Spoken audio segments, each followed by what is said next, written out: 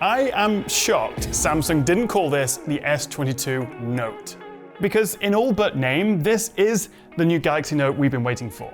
I mean, yes, it's the flagship of the new S22 series, but when you put it next to the Note 20 Ultra from 2 years ago, especially in this new burgundy color, it's a Note. It is missing a few classic Note features though. There's no microSD card support, unfortunately, no headphone jack, and we still don't get a charger in the box. But still, after a couple of hours playing with the new S22 Ultra, I've come away more impressed and more excited than I expected, particularly with this new camera setup.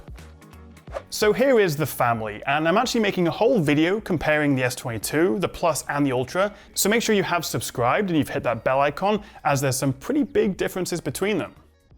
But the Ultra is the big dog, both in terms of specs and also size, with this 6.8-inch screen up front. Although deceivingly, it's not actually any thicker than the S21 Ultra. They're both 8.9mm, but it is 2mm wider, and you do feel that along with their boxier design.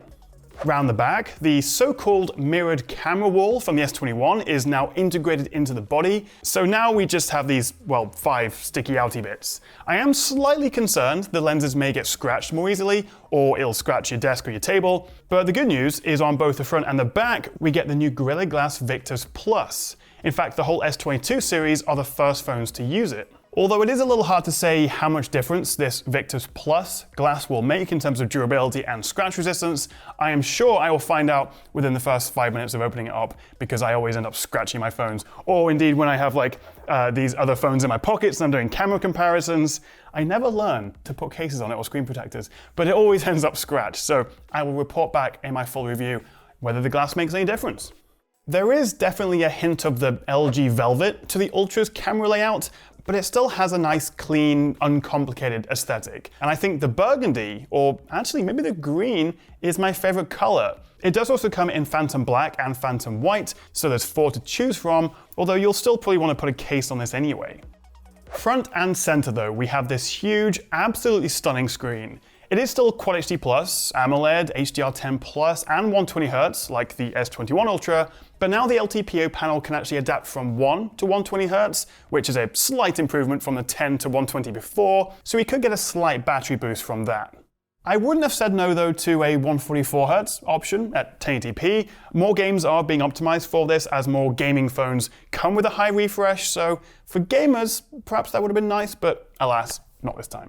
However, I think more importantly, Samsung have actually upped the peak brightness of the S22 Ultra to a whopping 1750 nits, which is up from around 1500 before, but that's only half the story, as we're also getting this new Vision Booster technology, which boosts the brightness and the contrast and the color based on that ambient lighting. So you don't just get a brighter but washed out screen, it still looks vibrant and it's color accurate.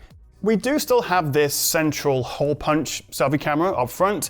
Perhaps an under-screen selfie camera like we saw on the Fold 3 would have been nice to have, but then again that did compromise the quality and didn't look great. Speaking of compromises, and at this point you're going to say, ugh, Tom, stop it, or you'll say, yeah, that's a good point, let's wait and see.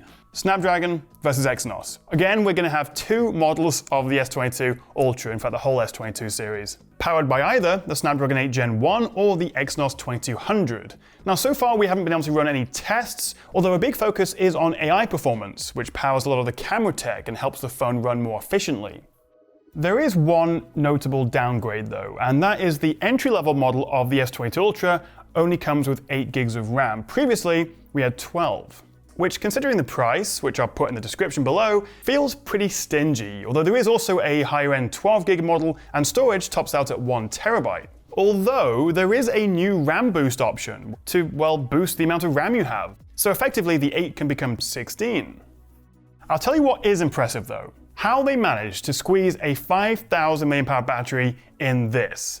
Because the last phone to come with an embedded S Pen, the Note 20 Ultra, had a 4500 mAh cell. And while I do need to put this through its paces myself, one product tester I spoke to at my hands-on event, who's actually been using a prototype of this for months, so pre-retail, he still found the battery to be quite a lot better than even the S21 Ultra, suggesting a proper 2-day battery. So he was using the Exynos variant of the phone, so perhaps that's a lot more efficient, or they're using a new battery cell technology, or it's just AI efficiency improvements. But fingers crossed, it can actually challenge the current battery king, which is the iPhone 13 Pro Max. Plus it now supports 45-watt charging, up from 25. Samsung are finally catching up to, everyone else. But you will need to pay about £45 for the privilege, as you don't get a charger in the box. Which also feels a bit stingy. I mean, maybe give me the option if you want the new fast charger when you buy your £1,000 or £1,100 phone. I do appreciate the flip side is that it's better for the environment, and actually Samsung say that they've reduced the packaging by a further 19% even over last year, so every little helps, but this is quite a significant new feature and you have to pay extra for it. But let's talk about this. The S22 Ultra is the first S-series phone to come with an S Pen built in. The S21 Ultra did support it, but you had to carry it around separately, and as a long-time user and fan of the Note series, the only reason I use it is because it's so convenient to pop it out and make some notes, sign or mark up documents, use the pen as a remote shutter for the camera, the usual stuff. But actually, functionally, there isn't much new here. The big upgrade is they've reduced the latency from 9 milliseconds down to 2.8, which is very impressive, and it makes the pen feel even more responsive. So that, and also handwriting to text conversions now support a few extra languages, but the big deal is it's more responsive and it is, inside the phone. Both of which, by the way, are IP68 water and dust resistant. The thing is though, as nice as it is having the S Pen, not everyone needs or uses it. So I think, for me, the biggest upgrade, surprisingly, is actually the camera.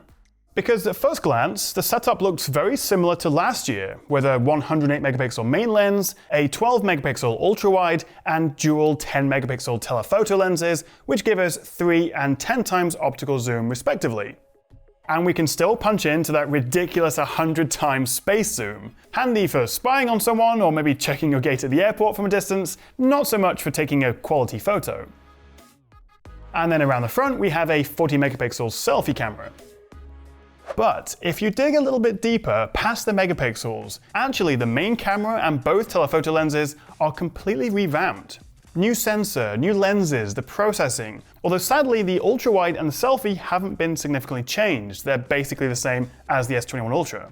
So this is the first phone to come with Samsung's new ISOCELL HM3 sensor, with 2.3 times larger pixels than the S21 Ultra. And side by side with the S21, albeit with a pretty grubby screen protector on, I'm afraid, which kind of washes the colors out, but you can still see there's a big difference in the detail. My face, my t-shirt, the camera. Also, for the first time, photos combine a full-res 108 megapixel shot with a binned 12 megapixel shot. Previously, it was one or the other, and so that helps give us the most detail while also reducing noise. Plus, the main camera uses a new super clear glass lens, which helps to reduce lens flare. This is a surprisingly big upgrade, although Samsung are actually spending more time talking about the low light capabilities, particularly with video. For example, when you're shooting at 30 FPS, whether it's at 1080, 4K, or 24 FPS at 8K, the S22 Ultra now shoots 12-bit, up from 10-bit, for what they call Super HDR video. And so more dynamic range means better true-to-life contrast between the lightest and the darkest areas of the scene. Portrait photos and videos have been improved as well, again particularly in low light, with more natural separation between your subject and the background, and that's thanks to improved AI depth mapping. And also the bigger sensor plus multi-frame exposure results in better low light shots. There's also a new auto frame video option that can track up to 10 people in a scene within a 5-meter radius and then reframe and center the video. Honestly, it feels like I've just scratched the surface of the camera on the S22 Ultra. They've also extended a single take by 5 more seconds, there's a new expert RAW mode, and so I cannot wait to test it against some of the other best phones on the market, like the iPhone 13 Pro, the Pixel 6 Pro, Oppo's upcoming flagship. So again, make sure you have subscribed. Lots of versus and comparisons to do.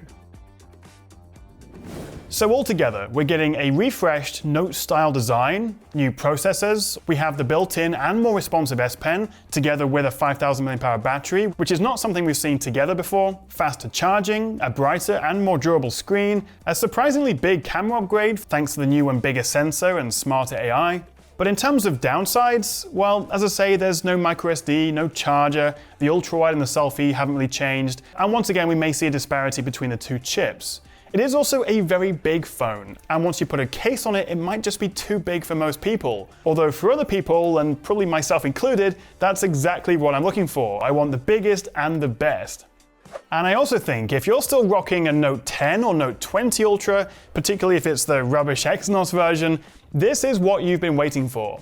I guess the other consideration is if you're not that bothered about the S Pen, is the S22 or the S22 Plus a better value option? And of course, how is it going to compare to the Oppo Find X5 Pro and also the OnePlus 10 and the iPhone 13 Pro Max? But first impressions, very impressive actually, but lots more tests to run before I can give you a full review and recommendation. But what do you think? Are you tempted to upgrade? And also, if you have any questions or anything you'd like me to test, let me know in the comments below. Thank you so much for watching, guys, and I'll see you next time right here on the Tech Chat.